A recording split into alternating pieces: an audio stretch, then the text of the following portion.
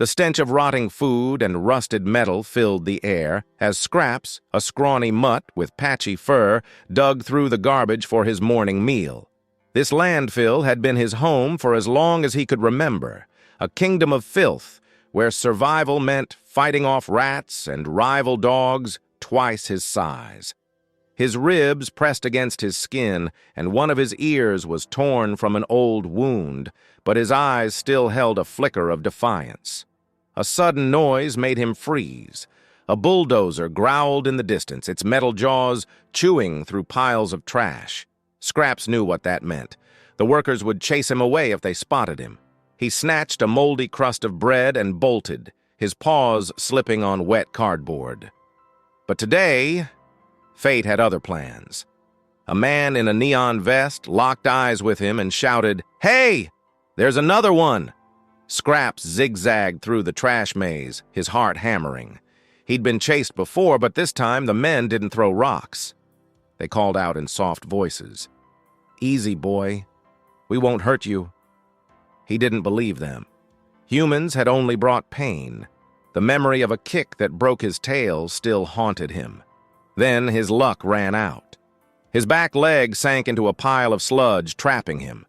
The men closed in, and Scraps bared his teeth, growling. But instead of a stick or a net, one man knelt and held out a hot dog. The smell was intoxicating. Hunger won. As he nibbled, gentle hands lifted him into a crate. For the first time in his life, Scraps was riding in a car. The animal shelter was overwhelming. Bright lights, barking dogs, and strangers poking at him. Scraps trembled as they bathed him, the warm water washing away years of grime. A kind-eyed vet named Dr. Maria murmured, "You're safe now," as she treated his wounds. He didn't understand the words, but the tone soothed him.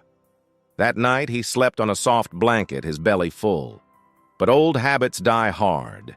He woke at 3 a.m., pacing his kennel. Outside, a storm raged. Thunder cracked, and a terrified whimper echoed from the alley. Scraps' ears pricked. Another dog was out there, in the rain. Scraps had spent his life squeezing through tight spaces. The kennel latch was no match for his determination. With a nudge of his nose, he was free. He darted past the night guard, dozing over a crossword, and slipped into the storm. The whimpers led him to a drain pipe, where a shivering puppy was trapped in rising water. Without hesitation, Scraps plunged in, gripping the pup's scruff. The current was strong, but so was his will. He dragged the puppy to safety just as lightning lit up the sky. Exhausted, he collapsed beside the pup, unaware that the shelter's security camera had caught it all. By morning, the video of the trash heap dog's daring rescue had gone viral. Reporters swarmed the shelter, demanding to meet Scraps. Dr. Maria wiped away tears as she read comments. "This dog has more courage than most people." But Scraps hid under a bench, overwhelmed. Then, a woman pushed through the crowd. "That's my dog," she whispered. The room fell silent. She knelt, holding out a frayed rope toy. Scraps' tail thumped. He remembered that toy. The woman, Sarah, had lost him years ago when her abusive ex had dumped him. Now, she'd tracked him down through the news. Sarah's hands shook as Scraps sniffed her. Would he remember? Then, he licked her scarred wrist, the one she'd gotten shielding him from her ex's belt. She burst into tears, hugging him. The shelter staff exchanged glances. This wasn't just any reunion, it was redemption. But as Sarah filled out adoption papers, a problem emerged. Scraps kept running to the kennels, barking urgently. Dr. Maria frowned. "He's trying to tell us something." Then they heard it. Faint meows from the storage closet. A feral cat had given birth in there. Scraps had known. No one could explain how Scraps sensed the kittens, but from that day on, he became the shelter's unofficial guardian. He'd alert staff to sick animals, Comfort scared newcomers and even break up dogfights by standing between brawlers. His past had made him hyper-aware of suffering, and he refused to ignore it. Sarah, now his full-time owner, volunteered at the shelter just to keep up with him. "You're not just a rescue," she told him, scratching his favorite spot behind his torn ear. "You're a rescuer." One freezing December night, the shelter's heater short-circuited. Flames erupted in the kitten room. Scraps tore through the building, barking wildly until every staff member was awake. Then he raced back inside, Sarah screaming after him. Firefighters arrived to an impossible sight, Scraps herding terrified animals toward the exits. A photo of him carrying a paralyzed dachshund in his mouth made the front page. By dawn, all 47 animals were safe, but Scraps was missing. For 3 days, volunteers scoured the city. Sarah refused to sleep, posting flyers with Scraps' face. Then a call came. A homeless man had seen a dog matching his description, digging through, of all places, the trash pile where he'd been found. Sarah sprinted to the landfill, and there he was, limping but alive, guarding a litter of abandoned puppies. He'd gone back to save others, just like him. As she hugged him, a reporter asked why he'd returned to such a horrible place. Sarah smiled through tears. Because no one else was coming for them. Scraps' story sparked a movement. Donations rebuilt the shelter with a new wing named after him. Sarah founded Scraps Squad, training rescued dogs to assist in disasters. And the trash heap? It became a park, with a bronze statue of Scraps at its center. Years later, an old Scraps would nap in the sun there, surrounded by adopted puppies, each one proof that even the most broken beginnings can lead to extraordinary endings. Scraps had settled into his new life as a local hero. But something was off. He began sneezing violently, his nose dry and hot. Sarah rushed him to the vet, where tests revealed shocking news. Scraps had sniffed out toxic mold in the shelter's walls during the fire. His symptoms weren't just sickness. They were a warning. As crews ripped open the walls, black mold spores billowed out. "He saved us again," Dr. Maria whispered. The shelter had to be evacuated, but thanks to Scraps, no one was poisoned. That night, Sarah curled around him on their makeshift bed at a motel. "You're not just a good boy," she murmured. "You're a miracle." A frantic call came at 2 a.m., a tip about a hidden puppy mill operating in an abandoned warehouse. When Sarah and Scraps arrived with police, the stench of urine hit them like a wall. 50 dogs were crammed in cages, their eyes hollow with fear. But as officers moved in, the owner bolted, straight toward Sarah. Scraps launched himself between them, taking the kick meant for her ribs. The man howled as Scraps' teeth clamped his ankle, not biting hard, just holding on like a furry handcuff until police tackled him. The rescued dogs licked Scraps' face as he limped away, their silent thank you. At the puppy mill trial, the owner smirked, until the judge allowed special evidence.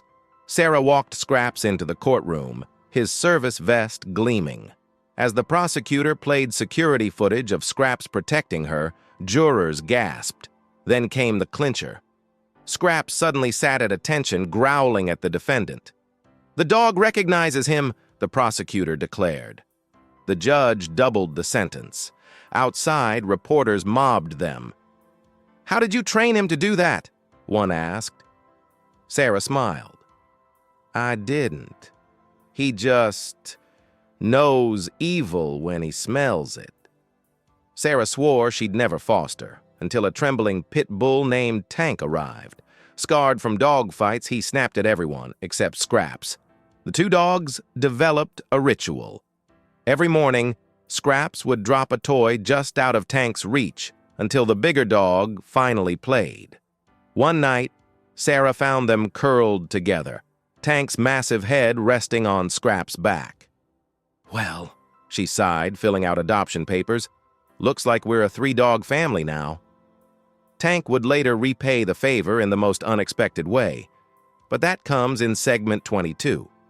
Torrential rains flooded the valley, stranding an elderly man on his roof. Rescue boats couldn't navigate the debris-choked waters, but Scraps could. With a life vest and a rope tied to his harness, he doggy-paddled through the current, dodging floating cars. The man sobbed as Scraps reached him, clinging to the dog as they were pulled to safety. The viral video showed something extraordinary. Mid-rescue, Scraps paused to pluck a drowning kitten from the water, carrying it gently in his mouth. The caption read, "Hero Dog Saves 2 generations at once." A Hollywood producer offered $500,000 for Scraps' life rights.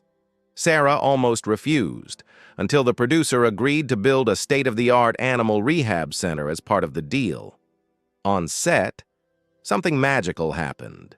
Scraps, who normally ignored other dogs, took one sniff at the actor playing him and refused to leave his side. The reason? The actor was a former addict who'd gotten clean at an animal therapy program. "He knows," the man whispered, as Scraps licked his rehab tattoos. The film's climax used real footage of Scraps' fire rescue, reducing crews to tears. After a TV appearance, Scraps vanished from his dressing room. Security footage showed a masked figure stuffing him into a duffel bag. Sarah collapsed, until Tank, their once fearful pit bull, began scratching at the door relentlessly. He led police to an underground dog-fighting ring 3 miles away.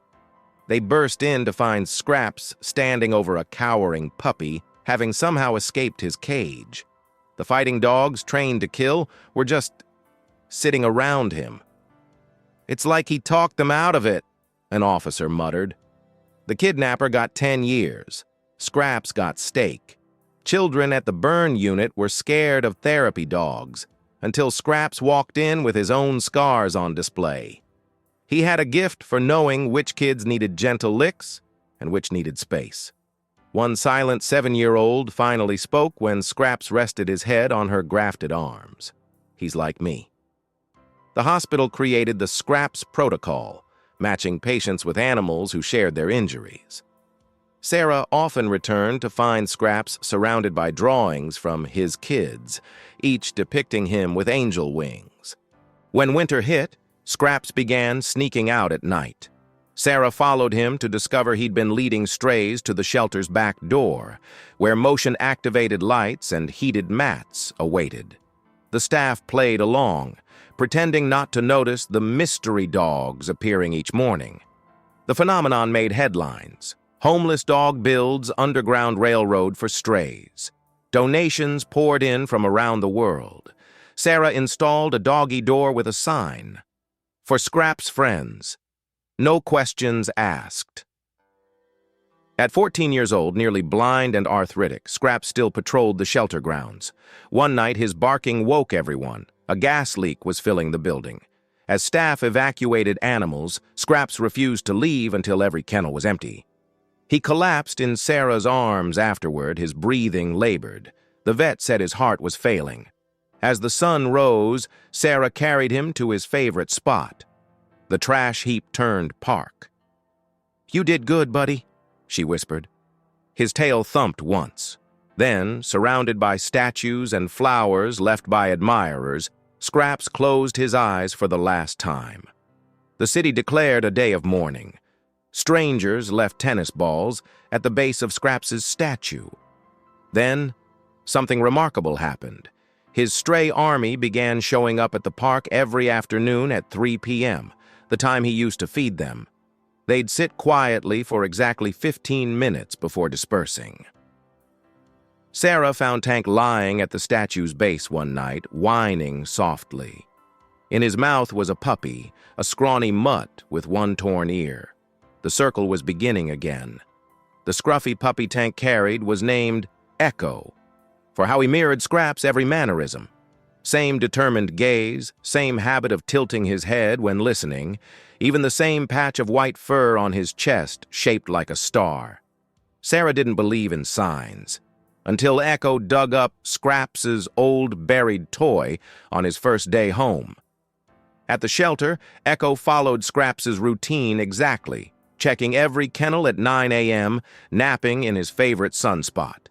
When a nervous stray growled at volunteers, Echo copied Scraps' trick, rolling onto his back in submission until the dog relaxed. "It's like he's been trained by a ghost," Dr. Maria murmured. Developers tried to bulldoze the park for condos, arguing, "A dog statue isn't history." The next morning, 300 people and 47 dogs formed a living chain around Scraps' memorial. Echo sat atop the statue's base, howling mournfully.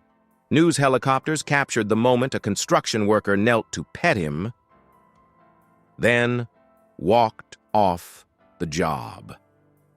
That night, someone vandalized the developer's sign. Spray-painted beneath the blueprints was a single paw print and the words, "Scraps says no." The project was canceled by week's end. Sarah discovered Scraps' secret stash beneath their porch, a time capsule of his life, a frayed leash from his rescue day, the hot dog wrapper from his first meal with her, a tiny firefighter helmet given to him after the blaze, and, at the bottom, every "Get Well" card from children he'd visited, teeth marks gently holding them together. She opened the local paper the next day to find a full-page ad purchased anonymously. "Scraps Treasures Exhibit. All proceeds to fund stray animal ambulances." The line stretched around the block. Sarah woke to Echo whining and pawing at something invisible in the moonlight. Then she smelled it. Smoke. Racing downstairs, she found a sparking wire in the basement, moments from igniting old newspapers. The fire department confirmed. 5 more minutes and the whole block would have gone up. That morning, Sarah found Echo sleeping curled in Scraps' old bed, which no dog had touched since his passing. His collar, hanging on the bedpost, was swinging slightly, as if nudged.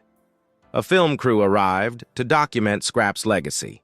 They interviewed the firefighter he'd saved, the children from the burn unit, now teens with service dogs of their own. But the climax came unexpectedly. As Sarah described Scraps' final moments, every shelter dog simultaneously sat up, ears cocked toward something only they could see. The camera caught it, a sunbeam illuminating Scraps' statue at the exact angle that made the bronze eyes seem to glow. The documentary won an Emmy and funded low-cost vet clinics nationwide. A hurricane battered the coast, flooding shelters. Sarah and Echo led evacuation efforts when a volunteer screamed. A kennel of puppies was trapped in rising water. Before anyone could move, Echo dove in, paddling against the current exactly as Scraps had years before. He emerged with a squirming bundle, not puppies, but a newborn baby someone had abandoned in the storm drain. The infant's tiny fist gripped Echo's fur all the way to the hospital. When asked how he'd known, Sarah simply said, "He's a Scraps dog." On the anniversary of Scraps' passing, Sarah received a handwritten note. "I was the worker who first spotted him in the trash. That day, I was planning to end my life. Watching that broken dog keep fighting made me put down the pills. Today, I run a rescue in his name. Enclosed is the crust of bread he dropped when we caught him. My reminder to never give up." The bread was framed beside Scraps' statue, now a pilgrimage site for those battling depression. Echo, now gray-muzzled, trained the next generation of Scraps dogs, each selected for their troubled pasts and extraordinary hearts. There was Bolt, a tripod Doberman who detected seizures, Mocha, a bait dog who comforted war veterans, and Tiny Pearl, a blind Chihuahua who could find missing Alzheimer's patients by scent. Sarah's hair was white now, but her voice stayed strong during graduation ceremonies. Scraps taught us that where you come from matters less than what you choose to do next. On Echo's last day, he limped to every significant spot: the trash-turned park, the shelter's puppy wing, the fire station. At sunset, he curled up against Scraps' statue with a sigh. As his breathing slowed, the shelter dogs began a soft howl that spread across town. The next morning, a construction worker brought in a litter found in, of all places, a landfill. One puppy stayed behind when the others ate, instead dragging a blanket to cover his trembling siblings. Sarah's breath caught. There on his chest was a white star.